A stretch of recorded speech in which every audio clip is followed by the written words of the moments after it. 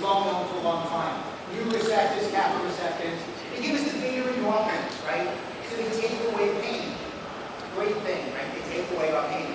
So we want to use opiates. It's the people who abuse it who get in trouble. So what do we see? We see the small pupils, the respiratory depression. They may be sedated, coma, right? And they can be hypotensive.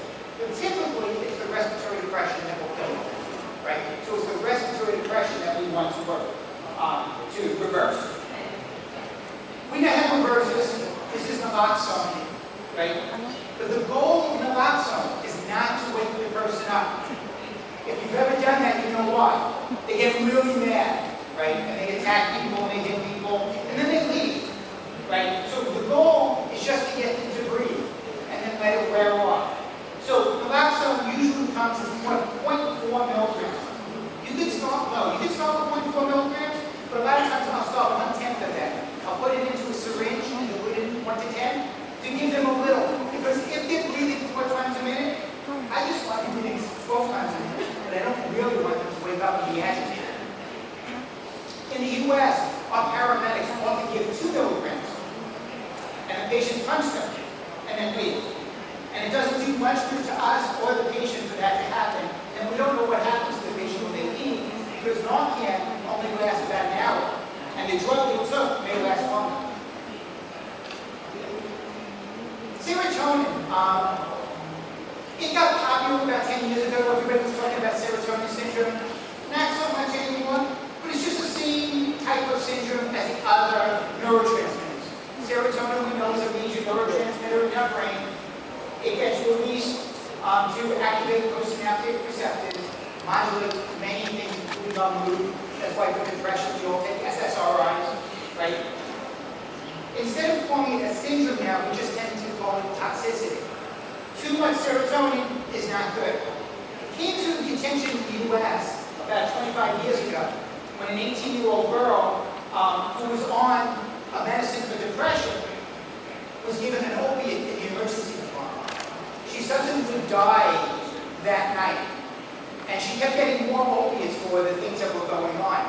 And it turned out that the opiates caused the release of serotonin, and the drug she took caused the release of serotonin. And she may have been using some cocaine that night, which caused the release of serotonin.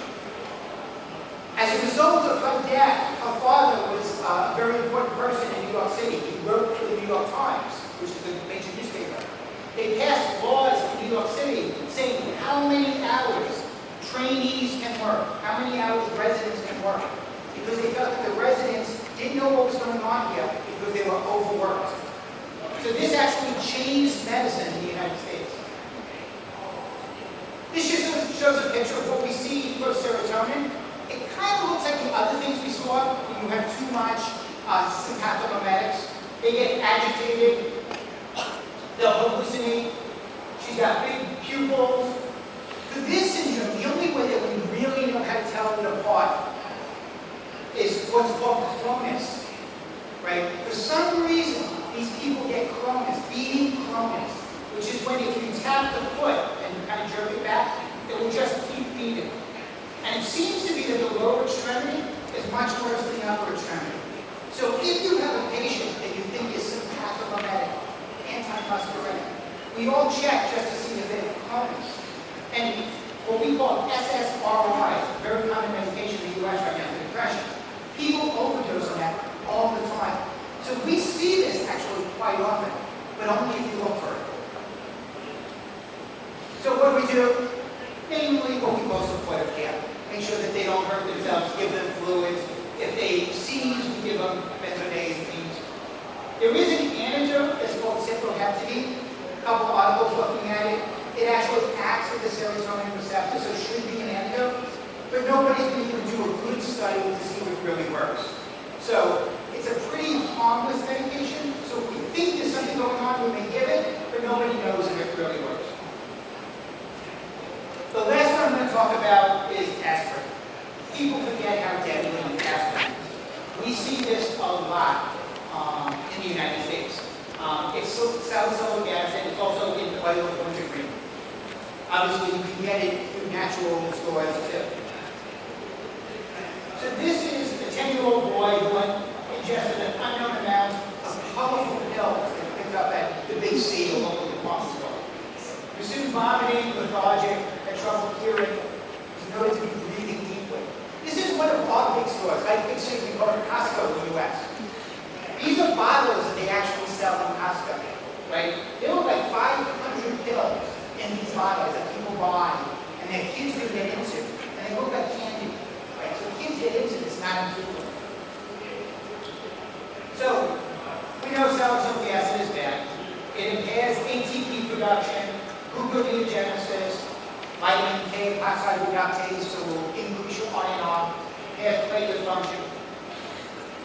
Things that we see on exam, abdominal pain, nausea, vomiting, maybe even emesis, right?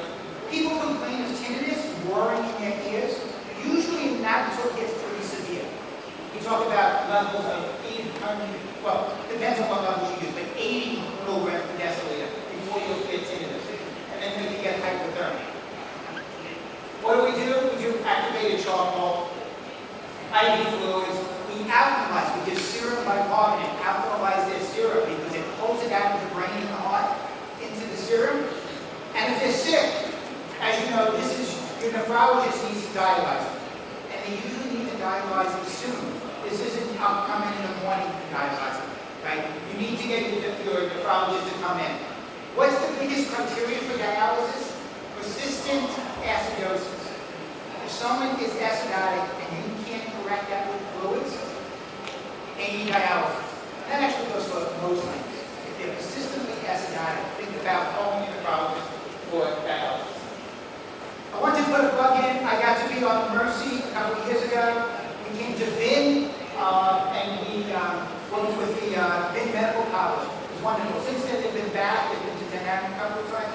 If you have the opportunity, it comes every year to 2 years. I would highly encourage it. It's a great interaction where Vietnamese doctors and nurses work on the ship, and the American doctors on the ship work with the Vietnamese at their hospitals. It's really a good experience.